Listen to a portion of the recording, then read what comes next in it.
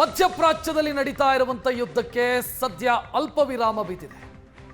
ಅಮೆರಿಕದ ಅಧ್ಯಕ್ಷ Donald Trump ಮತ್ತು ಇರಾನ್ ಕೂಡ ಈ ಕದನ ವಿರಾಮವನ್ನು ಘೋಷಣೆ ಮಾಡಿರೋದ್ರಿಂದ ಪರಿಸ್ಥಿತಿ ತಿಳಿಯಾಗತ್ತೆ ಅನ್ನುವಂಥ ನಿರೀಕ್ಷೆಯೂ ಕೂಡ ಸೃಷ್ಟಿಯಾಗಿದೆ.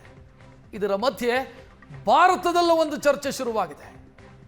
ಈ ಕದನ ವಿರಾಮದ ಮಧ್ಯಸ್ಥಿಕೆಯನ್ನು ವಹಿಸಿದ್ದು ಪಾಕಿಸ್ತಾನದ ಮಧ್ಯಸ್ಥಿಕೆಯಲ್ಲಿ ಕದನ ವಿರಾಮ ಘೋಷಣೆಯಾಯಿತು. ಆದರೆ ಭಾರತಕ್ಕೂ ಅವಕಾಶ ಇತ್ತು, ಭಾರತ ಮಧ್ಯಸ್ಥಿಕೆ ವಹಿಸಬೇಕಿತ್ತು ಅನ್ನುವಂಥ ಅಭಿಪ್ರಾಯವನ್ನು ಕಾಂಗ್ರೆಸ್ ಕೊಡ್ತಾ ಇದೆ. ಆದರೆ ಭಾರತ ಆ ಅವಕಾಶವನ್ನು ಕೈ ಚೆಲ್ಲಿದೆ ಅಂತ ಮಧ್ಯಪ್ರಾಚ್ಯದಲ್ಲಿ ಕದನ ವಿರಾಮ ಘೋಷಣೆಯಾಗಿದೆ. ಭಾರತದಲ್ಲಿ ಮಾತಿನ ಹಂಗಾಮ ಶುರುವಾಗಿದೆ. ಪಾಕಿಸ್ತಾನದ ಮಧ್ಯಸ್ಥಿಕೆಯ ವಿಚಾರದಲ್ಲಿ ಕಾಂಗ್ರೆಸ್ ಬಿಜೆಪಿ ಮಧ್ಯೆ ವಾಕ್ಸಮರ. ಮೋದಿಯವರ ರಾಜತಾಂತ್ರಿಕತೆಗೆ ಇದು ಹಿನ್ನಡೆ ಅಂತ ಕಾಂಗ್ರೆಸ್ ಹೇಳಿದೆ. ಕಾಂಗ್ರೆಸ್ ಮುಖಂಡ ಜೈರಾಮ್ ರಮೇಶ್ ಆಕ್ಷೇಪ ವ್ಯಕ್ತಪಡಿಸಿದ್ರು. ಕಾಂಗ್ರೆಸ್ನ ಬೇರೆ ಬೇರೆ ನಾಯಕರು ಕೂಡ ಅದೇ ಧ್ವನಿಯಲ್ಲಿ ಮಾತನಾಡಿದರು. ಕೇಂದ್ರ ಸರ್ಕಾರದ ವಿದೇಶಾಂಗ ನೀತಿಯ ಬಗ್ಗೆ ಕಳವಳ ವ್ಯಕ್ತಪಡಿಸಿದರು. ಸಂಘರ್ಷ ಶುರುವಾದಾಗಿನಿಂದಲೂ ಕೂಡ ಮೋದಿ ಮೌನ ವಹಿಸಿದ್ದಾರೆ. ಸ್ವಯಂ ಘೋಷಿತ ವಿಶ್ವಗುರು ಈಗ ಬೆತ್ತಲಾಗಿದ್ದಾರೆ. ಈ ರೀತಿಯೆಲ್ಲ ಮಾತನಾಡಿದರು ಜೈರಾಮ್ ರಮೇಶ್. ಪ್ರಶ್ನೆ, ಭಾರತ ಮಧ್ಯಸ್ಥಿಕೆ ವಹಿಸಬೇಕಿತ್ತ? ಭಾರತ ಇದರಲ್ಲಿ ಮಧ್ಯಸ್ಥಿಕೆ ವಹಿಸುವಂತ ಪ್ರಯತ್ನವನ್ನು ಯಾಕೆ ಮಾಡಬೇಕಿತ್ತು? ಭಾರತಕ್ಕೆ ಅದರಿಂದ ಏನು ಲಾಭ ಆಗ್ತಿತ್ತು? ಇದೆಲ್ಲ ಈಗ ಚರ್ಚೆ ಆಗ್ತಾ ಇದೆ. ನಮಗೆ ಸಂಬಂಧವಿಲ್ಲದಂತ ವಿಚಾರದಲ್ಲಿ ನಾವು ಯಾಕೆ ಮೂಗು ತೂರಿಸೋದಕ್ಕೆ ಹೋಗಬೇಕಿತ್ತು ಅಂತ ಬಿಜೆಪಿ ಹೇಳಿದ್ರೆ, ಇಲ್ಲ ರೀ, ಜಾಗತಿಕ ವಿಚಾರ ಅಂತ ಬಂದಾಗ ಭಾರತಕ್ಕೂ ಕೂಡ ಸಂಬಂಧ ಪಡುತ್ತೆ. ಅದು ಭಾರತವೂ ಕೂಡ ದೊಡ್ಡ ಮಟ್ಟದಲ್ಲಿ ಸಮಸ್ಯೆಯನ್ನು ಅನುಭವಿಸಿತ್ತು ಯುದ್ಧದ ಕಾರಣಕ್ಕಾಗಿ. ಭಾರತ ಒಂದು ವೇಳೆ ಮಧ್ಯಸ್ಥಿಕೆಯನ್ನು ವಹಿಸಿದ್ರೆ ಜಾಗತಿಕ ಮಟ್ಟದಲ್ಲಿ ಭಾರತದ ಘನತೆ ಇನ್ನಷ್ಟು ಜಾಸ್ತಿ ಆಗ್ತಾ ಇತ್ತು. ಭಾರತಕ್ಕೆ ಸಿಕ್ಕಂತ ಅವಕಾಶವನ್ನು ಪಾಕಿಸ್ತಾನಕ್ಕೆ ಬಿಟ್ಟುಕೊಡ್ತು ಭಾರತ. ಇದು ಕಾಂಗ್ರೆಸ್ನ ಕಡೆಯಿಂದ ಬರ್ತಾ ಇರುವಂತ ಪ್ರತಿಕ್ರಿಯೆ. ಇದರ ಬಗ್ಗೆ ಮಾತನಾಡೋಣ.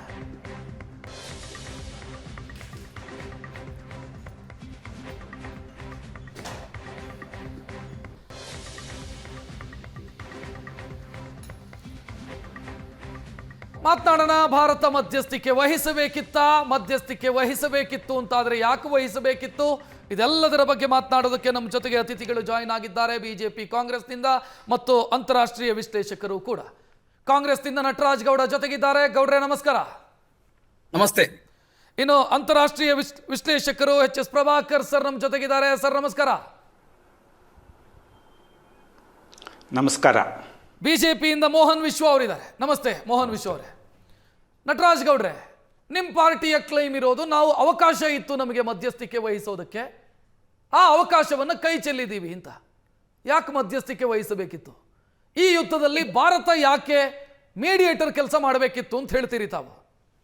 ಈಗ ವಿಶ್ವದಲ್ಲಿ ತನ್ನದೇ ಒಂದು ಚಾಪ್ ಇದೆ. ತಮಗೆ ಇಬ್ರು ಕಿತ್ತಾಡ್ತಾ ಇದ್ದಾರೆ. ಆ ಸಮಯದಲ್ಲಿ ಅವ್ರಿಬ್ರು ಯಾರನ್ನ ನಂಬ್ತಾರೆ? ಯಾರು ಒಬ್ಬ ನ್ಯೂಟ್ರಲ್ ಸ್ನೇಹಿತ ಇದ್ದಾನೆ ಆತನ ನಂಬ್ತಾರೆ. ಭಾರತ ಇತಿಹಾಸದಲ್ಲೇ ಯಾವಾಗ್ಲೂ ನ್ಯೂಟ್ರಲ್, ಅಲಿಪ್ತ ನೀತಿಯ ಮುಖಾಂತರ ನ್ಯೂಟ್ರಲ್ ಸ್ನೇಹಿತ, ಎಲ್ಲರಿಗೂ ಸ್ನೇಹಿತ.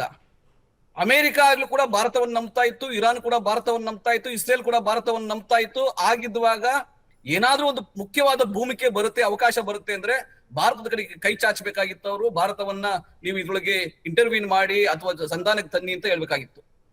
ಯಾವ ದೇಶ ಭಯೋತ್ಪಾದಕ ದೇಶ ಅಂತ ನಾವು ಕಟ್ಟಿ ಹಾಕಿದ್ವೋ UPA 1 UPA 2 ನಲ್ಲಿ, ಭಯೋತ್ಪಾದನೆಯನ್ನ ಮುಂದುವರಿಸಿದ ದೇಶ ಇವತ್ತು ಪ್ರಾಮುಖ್ಯತೆಯನ್ನ ಇಡೀ ವಿಶ್ವದಲ್ಲಿ ಪ್ರಾಮುಖ್ಯತೆಯನ್ನ ಪಡ್ಕೊಂತಾ ಇರೋದು, ಭಾರತಕ್ಕಿಂತ ಹೆಚ್ಚು ಪ್ರಾಮುಖ್ಯತೆ ಪಡ್ಕೊಂತಾ ಇರೋದು ನಮ್ಮ ವಿದೇಶಾಂಗ ನೀತಿಯ ದುರ್ಬಲ ನಡೆ ಅಥವಾ ಫೇಲ್ಯೂರ್ ಅಲ್ಲದಲ್ಲಿ ಇದೇನ್ ಹೇಳೋದು ನಾವು ಇದಕ್ಕೆ?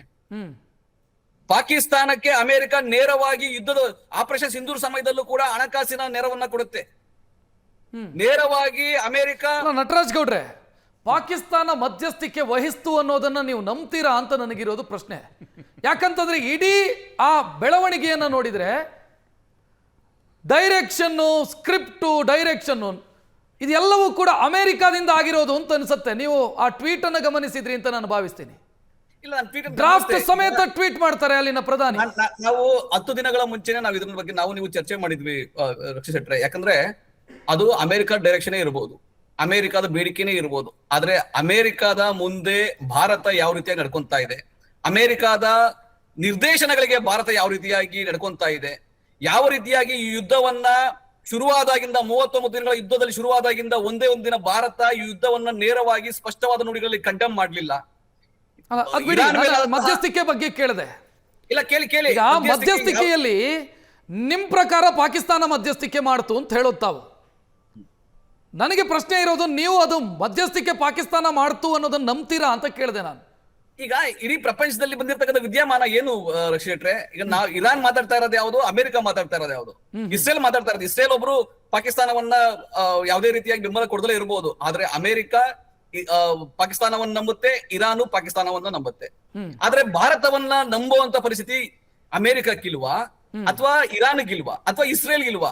ಇಸ್ರೇಲು ಅಮೆರಿಕಗೆ ಭಾರತದ ಮೇಲೆ ನಂಬಿಕೆ ಇದೆ. ಯಾಕಂದ್ರೆ ಮೋದಿಯವರು ಬಹಳ ವಿನಯವಾಗಿ ವಿಧೇಯವಾಗಿ ಅಮೆರಿಕದ ಅಧ್ಯಕ್ಷ ಏನಾದ್ರು ಕೇಳ್ತಾರಲ್ಲ. ತಮ್ಮ ದುರ್ಬಲ ನಡೆಯಿಂದ ಇವತ್ತು ರಾಜತಾಂತ್ರಿಕ ನೀತಿಯಿಂದ ಪಾಕಿಸ್ತಾನಕ್ಕೆ ದೊಡ್ಡ ಪ್ರಾಮುಖ್ಯತೆಯನ್ನ ಕೊಟ್ಟಿದ್ದಾರಲ್ಲ. ಸೊ ಭಾರತದ ಘನತೆ, ಭಾರತಕ್ಕೊಂದು ಘನತೆ ಇದೆ. ಆ ಘನತೆಯನ್ನ ಬಳಸಿ ಜಾಗತಿಕ ಮಟ್ಟದಲ್ಲಿ ಆ ಘನತೆಯನ್ನ ಬಳಸಿ ಮಧ್ಯಸ್ಥಿಕೆಗೆ ಅವಕಾಶ ಇತ್ತು, ನೋಡಿ ಕೈ ಚೆಲ್ಲಿದ್ರು ಅಂತ ಹೇಳ್ತಾರೆ. ಈಗ ಮಧ್ಯಸ್ಥಿಕೆ ಮಾಡಿಲ್ಲ ಅಂದ್ರೂ ಪರವಾಗಿಲ್ಲ ರಕ್ಷಿಟ್ರೆ, ಆದ್ರೆ ಎಲ್ಲಾ ರಾಷ್ಟ್ರಗಳ ವಿಶ್ವಾಸವನ್ನು ನಾವು ಉಳಿಸ್ಕೊಂಡಿದ್ದೀವಿ ಅನ್ನೋದು ಬಹಳ ಮುಖ್ಯ. ಎಲ್ಲಾ ರಾಷ್ಟ್ರಗಳಿಗೆ ನಾವು ಸ್ನೇಹಿತರಾಗಿ ಉಳ್ಕೊಂಡಿದ್ದೀವಿ ಅನ್ನೋದು ಬಹಳ ಮುಖ್ಯ. ಈಗ ನಾನು ಹೇಳಿದ ನಿಮ್ಗೆ ಅಲಿಪ್ತ ನೀತಿಯನ್ನ ನಾವು ಯಾವಾಗ ಬಿಟ್ಕೊಡ್ತೀವಿ, ಯಾವಾಗ ನಾವು ಇಸ್ರೇಲ್ ಮತ್ತೆ ಅಮೆರಿಕ ಪರವಾಗಿ ವಾಲುತ್ತೀವಿ, ಇರಾನ್ ಅನ್ನ ನಾವು ದೂರ ಮಾಡ್ಕೊಂತೀವಿ, ನೇರವಾಗಿ ಎಲ್ಲಾ ದೇಶಗಳಿಗೆ ಏನ್ ಗೊತ್ತಾಗುತ್ತೆ, ಸಣ್ಣ ಪುಟ್ಟ ರಾಷ್ಟ್ರಗಳಿಗೆ ಏನ್ ಗೊತ್ತಾಗುತ್ತೆ. ನಟರಾಜ್ ಗೌಡ್ರೆ, ನನಗೆ ನೆನಪಿದೆ ರಷ್ಯಾ ಮತ್ತು ಉಕ್ರೇನ್ನ ವಿಚಾರದಲ್ಲಿ ಪ್ರಧಾನಿ ಮೋದಿ ಅವರು ಮಧ್ಯಸ್ಥಿಕೆ ವಹಿಸ್ತಾರೆ ಅನ್ನುವಂಥ ಸುದ್ದಿ ತಿಳಿದ ಬೆನ್ನಿಗೆ ಕಾಂಗ್ರೆಸ್ನ ನಾಯಕರು ಯಾವ ರೀತಿ ರಿಯಾಕ್ಟ್ ಮಾಡಿದ್ರು ಅಂತಂದ್ರೆ, ಅವರ ವಿಚಾರ ನಮಗೆ ಯಾಕೆ? ಇಲ್ಲ ಆ ರೀತಿ ಇಲ್ಲ, ಗೊತ್ತಿದೆ, ನನಗೆ ನೆನಪಿದೆ. ನಾನು ಹೇಳ್ತೀನಿ ಕೇಳಿ, ಭಾರತ ಸರ್ಕಾರವಾಗಿ ಆ ವಿಚಾರದಲ್ಲಿ ನಾವ್ ಯಾಕೆ ಇಂಟರ್ಫಿಯರ್ ಆಗಬೇಕು ಅನ್ನುವಂಥ ಪ್ರತಿಕ್ರಿಯೆ ಬಂದಿತ್ತು. ಇಲ್ಲ ಹೇಳ್ತೀರಿ ನೀವು ಇಂಟರ್ಫಿಯರ್ ಆಗಬೇಕಿತ್ತು. ಭಾರತ ರಾಷ್ಟ್ರವಾಗಿ ಕೇಳಿ, ಭಾರತ ಒಂದು ದೇಶವಾಗಿ, ಒಂದು ಸ್ವತಂತ್ರ ಏನು ಜಾತ್ಯತೀತ ರಾಷ್ಟ್ರವಾಗಿ, ಪ್ರಜಾಪ್ರಭುತ್ವ ರಾಷ್ಟ್ರವಾಗಿ ನಾವು ಯಾವ್ದಾದ್ರು ಯುದ್ಧ ನಡೆದಾಗ, ಎಲ್ಲರೂ ಅನ್ಯಾಯ ನಡೆದಾಗ ನಾವು ನೀನ್ ಸರಿ ನೀನ್ ತಪ್ಪು ಅಂತ ಹೇಳೋದಿಲ್ಲ. ನಾವು ಇಬ್ರು ಶಾಂತಿಯಿಂದ ಹೋಗಿ, ಇಬ್ರು ಸಂಧಾನ ಮಾಡ್ಕೊಂಡು ಹೋಗಿ ಚರ್ಚೆಗಳನ್ನ ಭಾಗವಹಿಸಿ ಅಂತ ಹೇಳ್ತೀವಿ. ಇದು ಸ್ಪಷ್ಟವಾದ ನೇರವಾದ ನುಡಿಗಳಲ್ಲಿ ಹೇಳ್ತೀವಿ. ನೀನ್ ಸರಿ ನೀನ್ ತಪ್ಪು ಅಂತ ಹೇಳಕ್ ಹೋಗೋದಿಲ್ಲ. ನಾವು ಇಲ್ಲಿ ಕೂಡ ಏನ್ ಸರಿ ಏನ್ ತಪ್ಪು ಅಂತ ಹೇಳಕ್ ಬೇಕಾಗಿರ್ಲಿಲ್ಲ. ಡೇ 1 ಅಲ್ಲೇನೆ. ಯಾಕಂದ್ರೆ ಅವರು ಯೂನಿಲ್ಯಾಟ್ರಲಿ ಯಾವಾಗ ಶಾಂತಿ ಕಾಪಾಡಿ ಅಂತ ಪದೇ ಭಾರತ ಹೇಳಿದೆ. ಭಾರತದ ಪ್ರಧಾನಿ ಇರಾನ್ನ ಅಧ್ಯಕ್ಷರ ಜೊತೆಗೆ ಮಾತನಾಡಿದ್ರು, ಹೌದು. ಈ ಕಡೆ ಅಮೆರಿಕದ ಅಧ್ಯಕ್ಷರ ಜೊತೆಗೆ ಮಾತನಾಡಿದ್ರು, ಇಸ್ರೇಲ್ನ ಪ್ರಧಾನಿಗಳ ಜೊತೆಗೆ ಮಾತನಾಡಿದ್ರು, ಶಾಂತಿ ಕಾಪಾಡಿ ಅಂತ ಹೇಳಿದ್ರು. ಭಾರತ ತನ್ನ ಜವಾಬ್ದಾರಿಯನ್ನ, ತನ್ನ ಕರ್ತವ್ಯವನ್ನ ನಿಭಾಯಿಸಿ. ಯುದ್ಧ ಶುರುವಾಗಿ 10 ದಿನಗಳ ನಂತರ ನಾವು ಕಮ್ಯುನಿಕೇಶನ್ ಮಾಡಿದೀವಿ ಇರಾನ್ ಜೊತೆಗೆ. 10 ದಿನಗಳ ನಂತರ ಯುದ್ಧ ಶುರುವಾಗಿ 6 ದಿನಗಳ ನಂತರ, ಖಮೇನಿ ಅವರ ಹತ್ಯೆಯಾಗಿ 6 ದಿನಗಳ ನಂತರ ಭಾರತ ಅಧಿಕೃತವಾಗಿ ಸಂತಾಪವನ್ನು ಸೂಚನೆ ಮಾಡಿದೆ. 6 ದಿನಗಳ ನಂತರ ಯುದ್ಧ ಶುರುವಾಗಕ್ಕೆ ಮುಂಚೆ 48 ಅವರ್ಸ್ ಮುಂಚೆ ಇಸ್ರೇಲ್ ನಲ್ಲಿ ಇದ್ರು ಪ್ರಧಾನಮಂತ್ರಿಗಳು. ಫಾದರ್ ಲ್ಯಾಂಡ್ ಅಂತ ಏನೋ ಹೇಳ್ತಾ ಇದ್ರು, ನಂಗೆ ಗೊತ್ತಿಲ್ಲ ಯಾವ ಫಾದರ್ ಲ್ಯಾಂಡ್ ಯಾಕೆ ಅಂತ. ಯಾವುದೇ ಕಾರಣಕ್ಕಾಗಿ ಅಮೆರಿಕದ ನಡೆಯನ್ನ ಮೋಹನ್ ವಿಶ್ವ ಅವರನ್ನ ಇನ್ಕ್ಲೂಡ್ ಮಾಡ್ತೀನಿ.